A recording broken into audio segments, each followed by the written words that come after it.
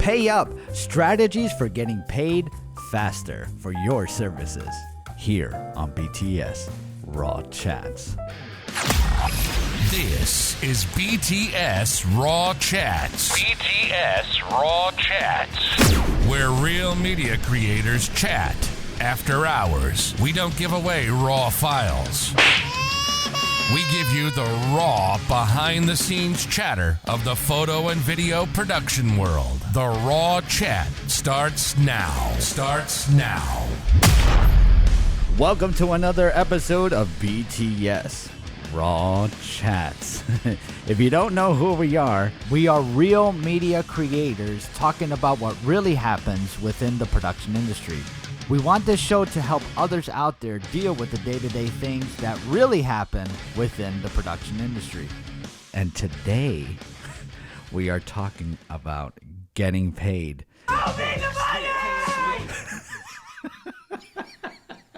I'm so passionate about this topic because I've been burnt so many times.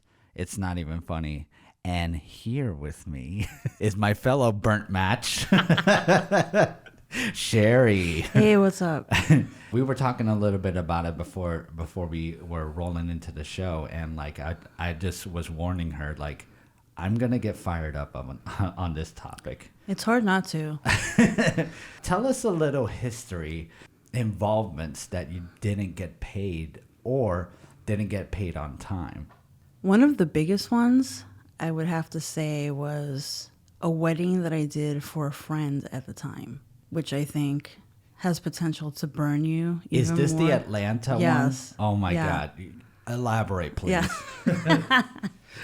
So my friend at the time had booked me a year in advance to shoot her sister's wedding. And it was supposed to be a gift from her to her sister. So her sister had like nothing to do with it.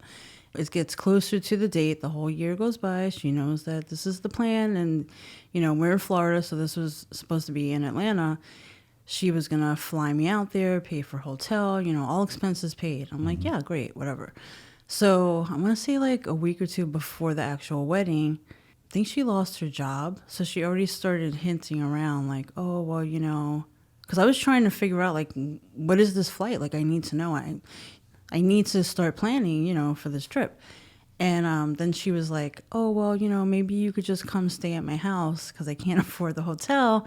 And maybe you could just drive here. At the time, I was like, okay, whatever. I almost preferred to drive because then I could just bring my equipment. And it was, you know, it was a little road trip. Yeah.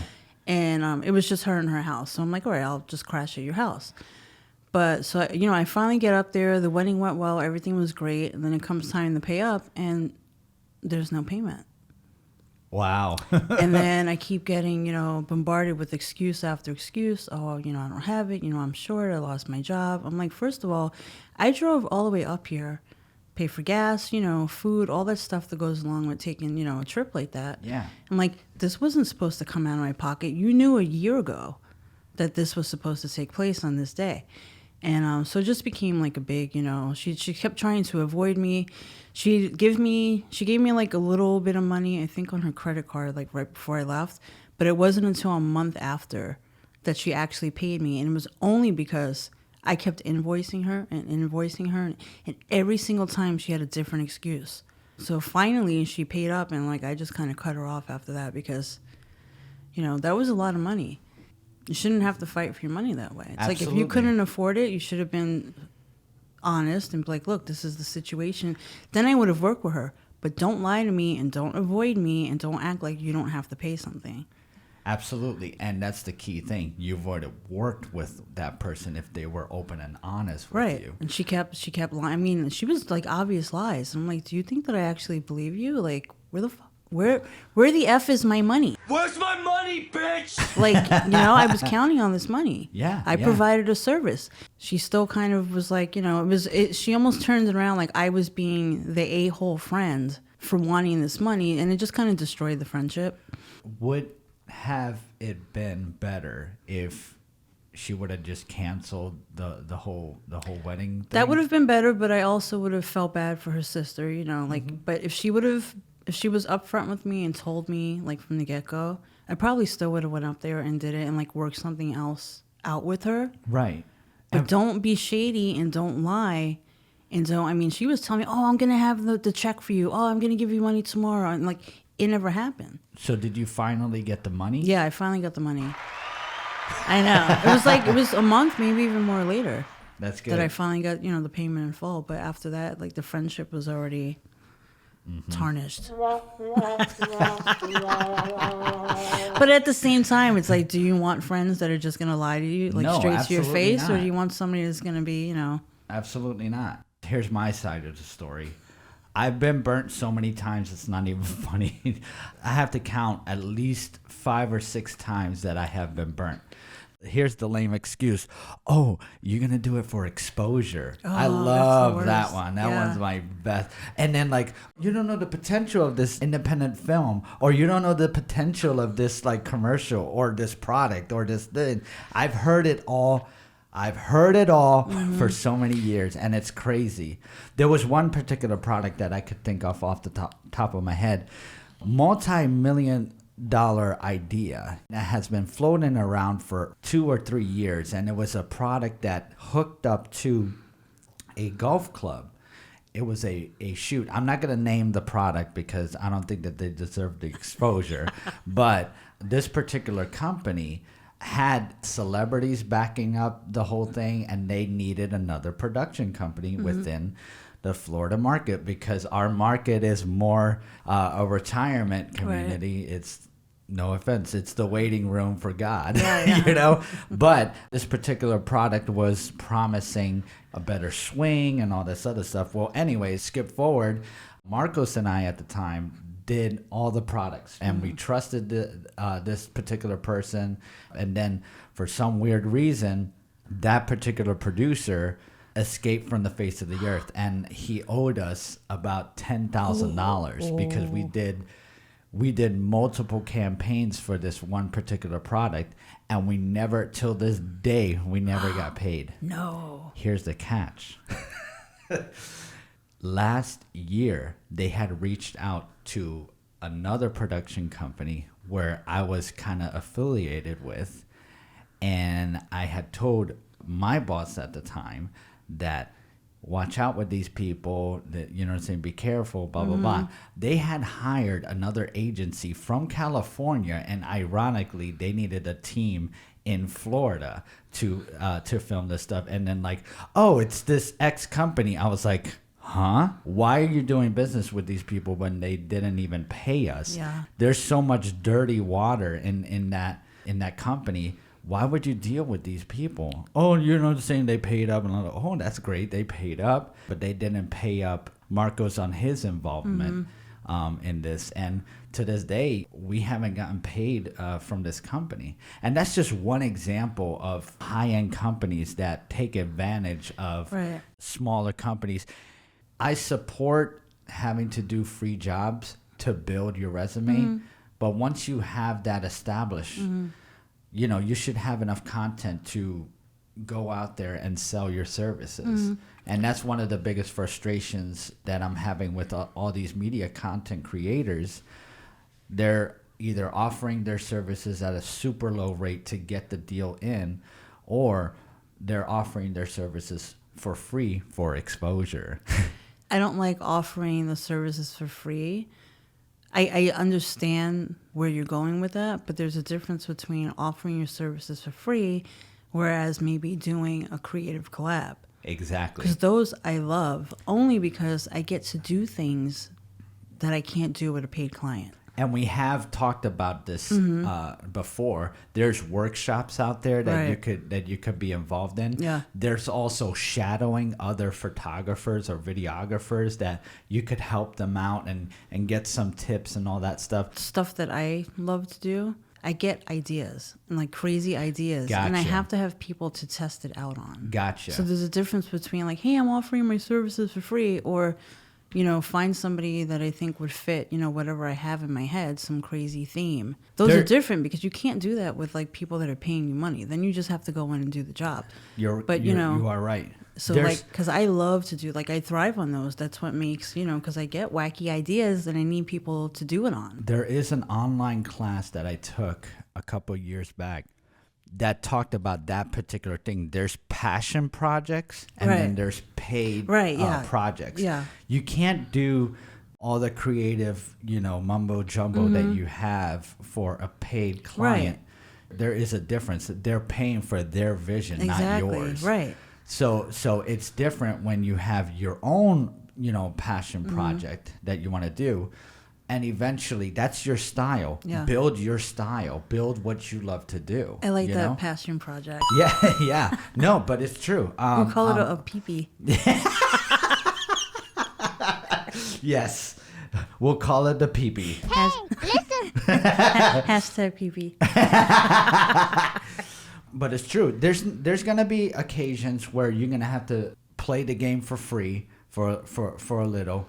But invest in things that you like to do, like nonprofits or passion projects or, independent films that help you with the creative realm. Because like we said before, networking is a big, huge part of building your resume. It really is. It's you. Hey, how you doing? Right. Or somebody sees your work. Oh, they loved your work, and they want to maybe do something with you, and it kind of like grows from there. Absolutely, and it's important to have those collabs per se to help you with your career. Right. But we're gonna talk a little bit more about getting paid and some advice and tips and tricks after this commercial. Sherry Elisa Photography specializes in beautifully styled modern portrait photography, offering professional in-studio photography services to all of Southwest Florida. Push creativity to the next level. Create custom themes that will complement every personality and style.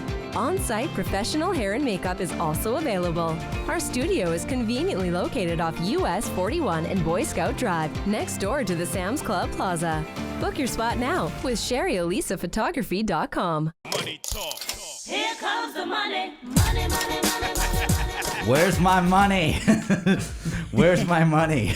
Make sure you wear the cement shoes. Yes, absolutely. We're talking about getting paid and getting paid on time or getting paid at all. Right. This whole free thing, we were mentioning it before the break, having passion projects and having projects that you're gonna do for free, but they have this weird expectation of, well, you did my project for free, why are you charging me now?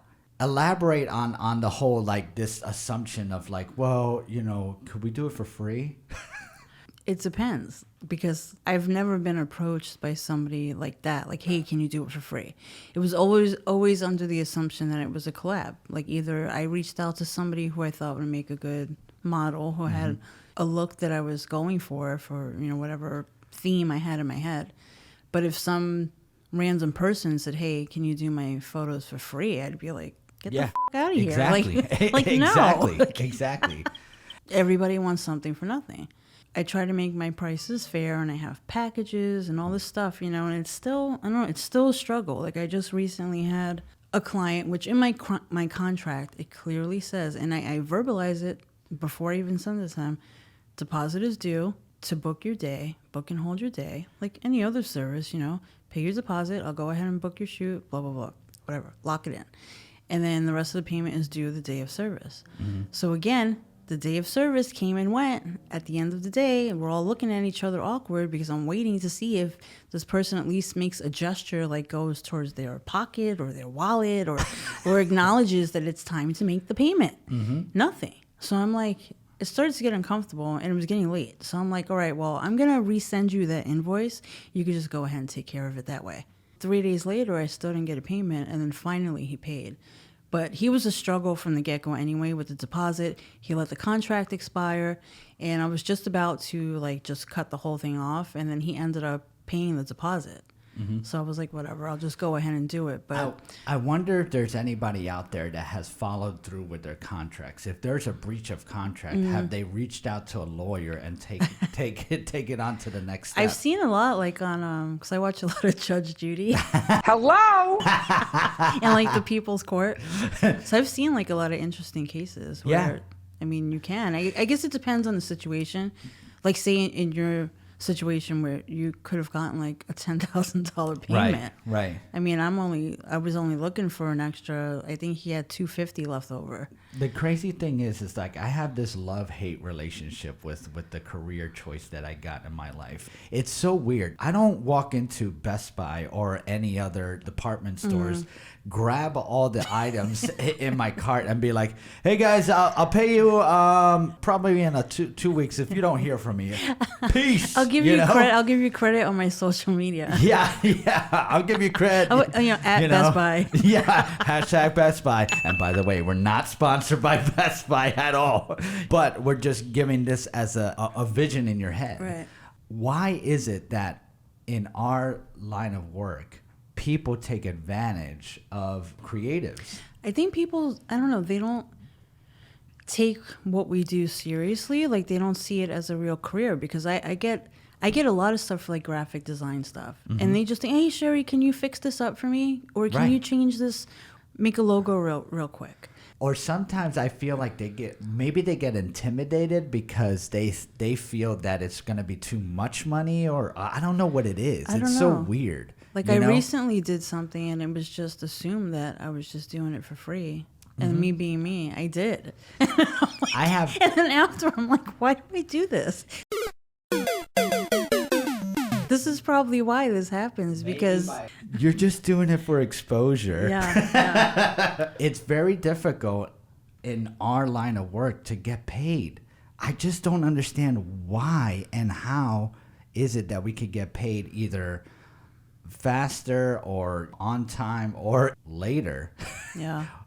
Or we never get paid at all. Why do we allow that to happen to us as content creators? Why are we so open to that?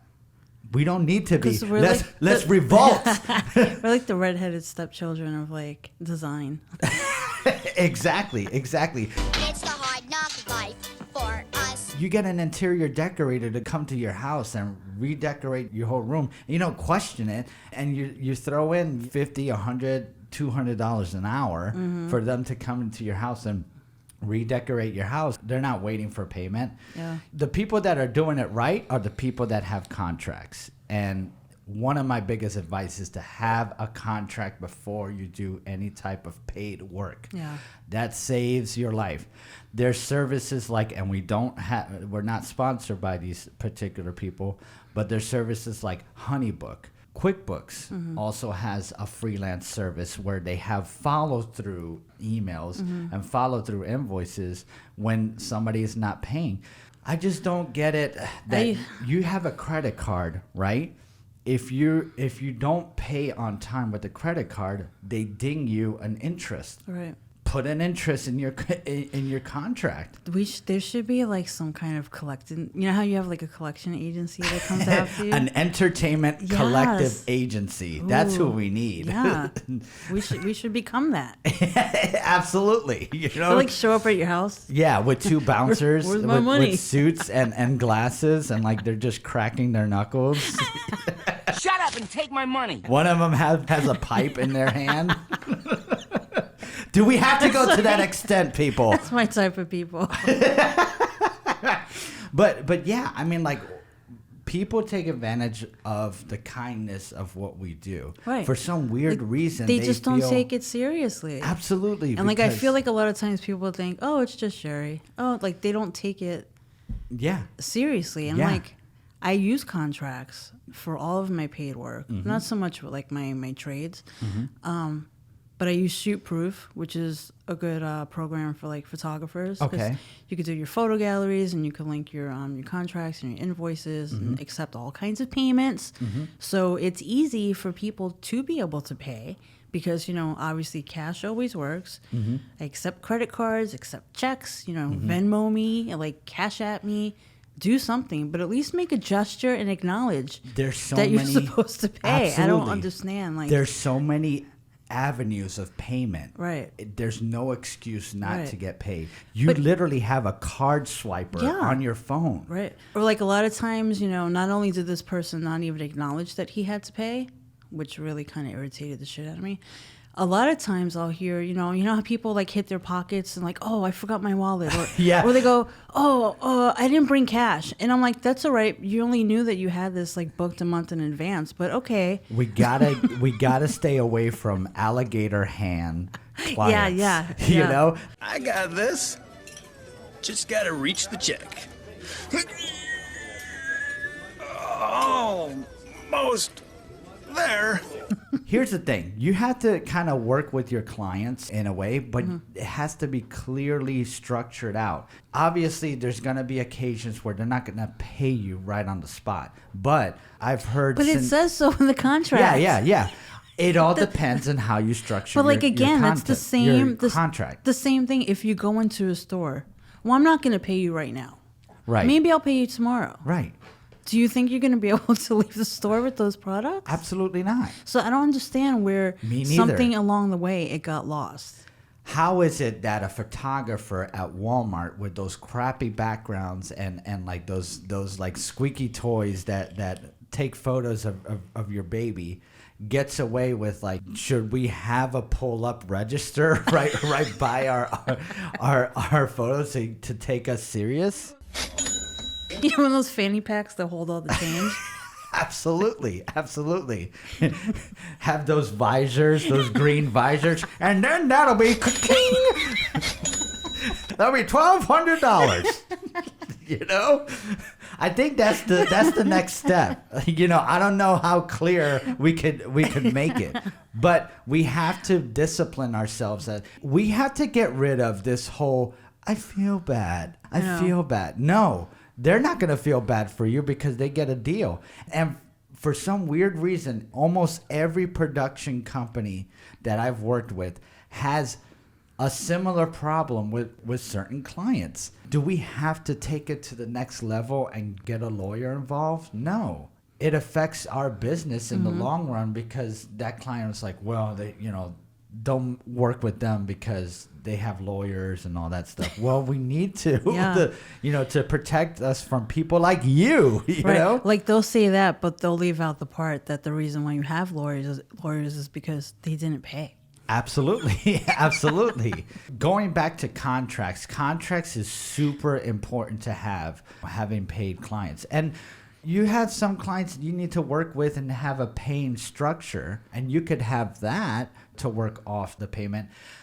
For example, I had one wedding that they paid like literally every month until they paid off. You can do like installments. Exactly, installments of payments. But arrange that before you get going.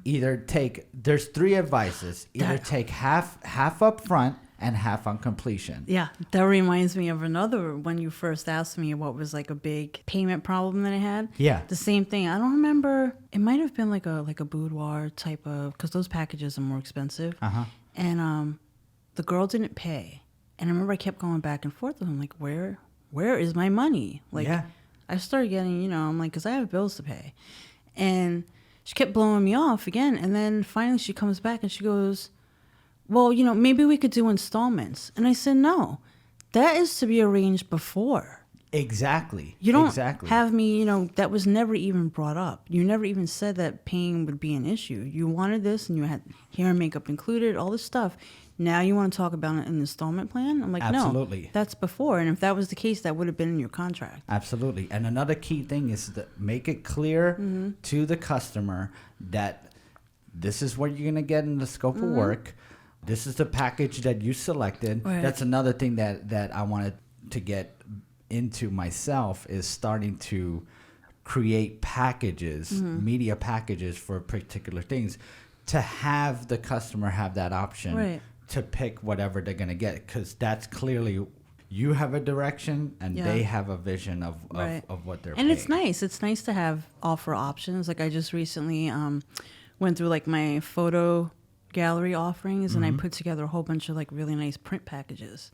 This way they don't just have to buy like individual photos. They could get like, a mixture of some canvases and, big large format prints or whatever. So there's like 6 packages I think that I made. But it makes it nice. This way they're not like sitting there scratching their head like, I don't know what to do. And for me, I started kind of like I'm not getting into the business of wedding, but I did have a wedding package where like you have a base rate of a standard wedding, and then there's add-ons. You know, do you want a 5-minute video, 7-minute video, and all these are add-ons. Right. You want to upsell.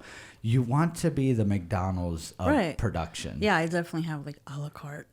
Absolutely. And, Have a la carte list of different things and just sell. You're no matter whether you like it or not, you're a salesman. You know, and we hate that. You know what I'm saying? It's a bad taste in our mouths, but it's true. You're selling your services. You're selling yourself. You're selling your personality. So what do you do when people don't want to buy?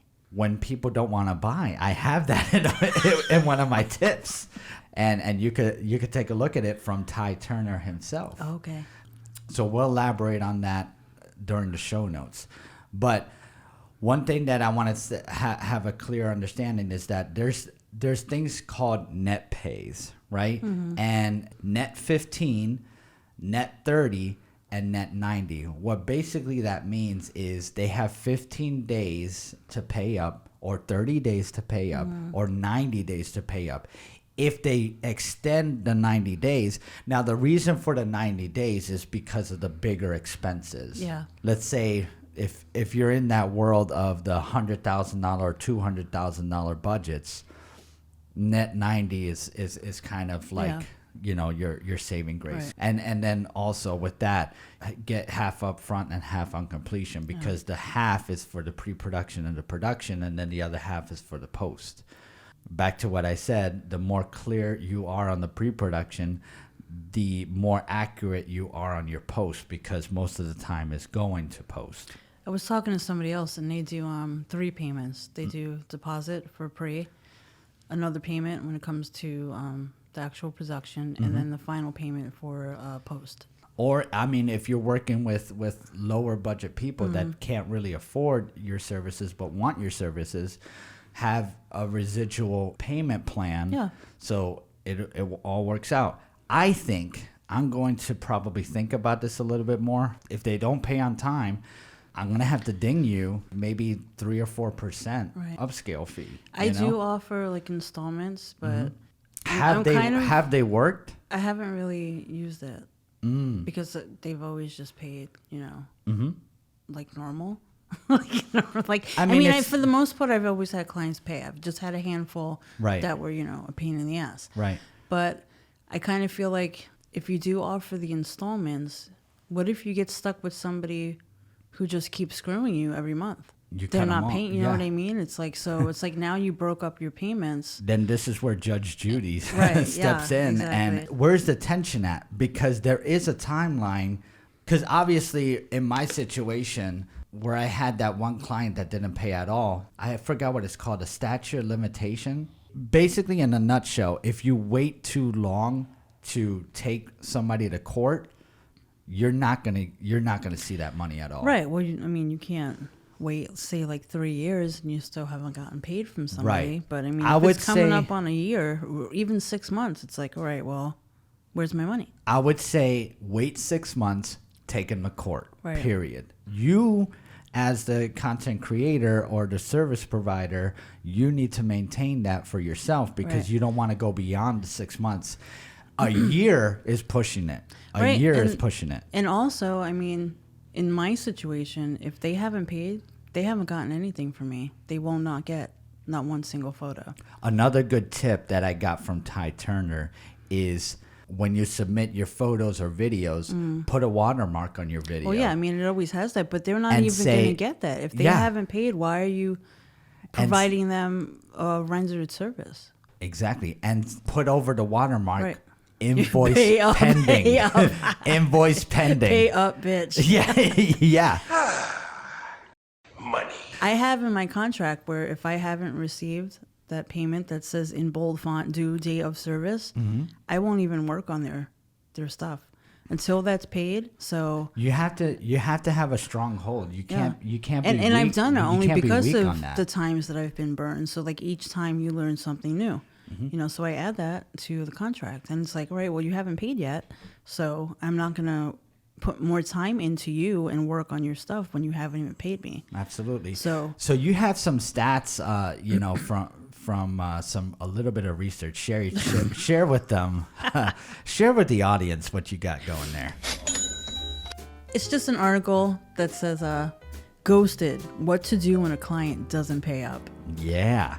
So one of the downsides of freelancing is the risk that your client won't pay on time and is seemingly unreachable.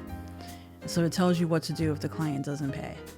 The first one offers your options, what your options are if a client doesn't pay. So it first says, don't jump on the gun, kind of, which I've done like before, because you're like, where's my money? Where's my money? Yeah. Resend invoices and follow-up, which the nice thing about the software that I use, it does send overdue invoices. So I think they'll keep getting emailed every so often that they have an overdue invoice, but they still ignore it anyway. Contact via social media, but don't harass them. You can send an attorney's letter. Oh, I like that, the attorney's Yeah, letter. it says, if your clients are still MIA at this point, you should have an attorney draft a letter. Sometimes the idea of a legal action can get the client to contact you and then pay, which is good, kind of like a scare tactic. And now, then, here's the thing: how do you combat like an angry customer where they have that email? I guess you can't. You have to deal with it. You mean if That's they where get a the letter good, from an attorney? Yeah, that's where the good customer service plays out, because you're gonna get a lot of pissed off customers. Right. you know? Well, But you can't help I it. understand that you're pissed off, but so am I, because I haven't been paid. Absolutely. So if anybody here has the right to be pissed off, it's me, not you.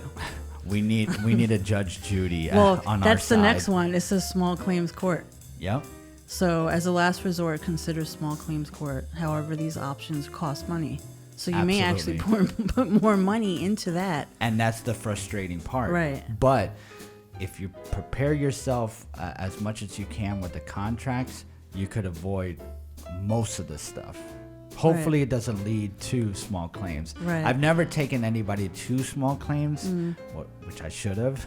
Yeah. But at the same token, I was an idiot at the time, and we didn't have any contracts. We Right. were just like a handshake deal, and, Right. and that's the biggest mistake that you could get. Right, and some things you just take as a loss, because like this says, you may end up putting more money into it than it's even worth. So Absolutely. I mean, unless it's like thousands and thousands of dollars, I probably, I mean, it just Absolutely. depends on the situation. I think to take somebody to small claims, I think it's a certain amount that is Yeah. allotted. I believe it's about $500 to start, and then up Yeah. to take somebody to small claims. Don't So- quote me on that. And if anything out there, if you have any tips and tricks, please comment down below. Any advice for us media creators out there? Or you can go. Comment below. You can go on like a Judge Jerry. Did you know Jerry Springer is he has a judge? Oh my So he has a God. new show. But they waive all that stuff because you're on the show. So that's Absolutely. another option. Well, there you go. So then, after all of that's taken care of, it just goes on about how you can move forward. So it says whether your relationship ends or continues with the client, it's a good idea to get some new rules moving forward. So take that and learn from it, Absolutely. move forward, and make it a requirement for a prepayment or a retainer, which is what I do. I do a retainer, not a deposit, especially for more like large projects. Increase the frequency of payment based on the milestones rather than the dates. This way you're able to complete a comfortable amount of work and ensure you're paid before you proceed. Perfect. Like dating, there are obvious signs that a person can't be trusted or counted on. And the excitement that comes along with landing a gig, especially a lucrative one, it's easy to ignore the signs in both relationships and careers. If something seems too good to be true, it might be. Until you know for sure, it's usually best to proceed with caution. Absolutely. Very good advice. And that is going to be on our show notes. But before that, now I have 3 recommendations. The first recommendation comes from Ty Turner, and he's talking about what you were talking about before. What if they don't get back to you on the payment? Or the quote, He elaborates on that on his live stream that he pre-records, and it's an hour and 30 minutes of just pure content going back and forth with a lot of content creators on this problem of what if the client stopped responding after I sent the price? That's a good one.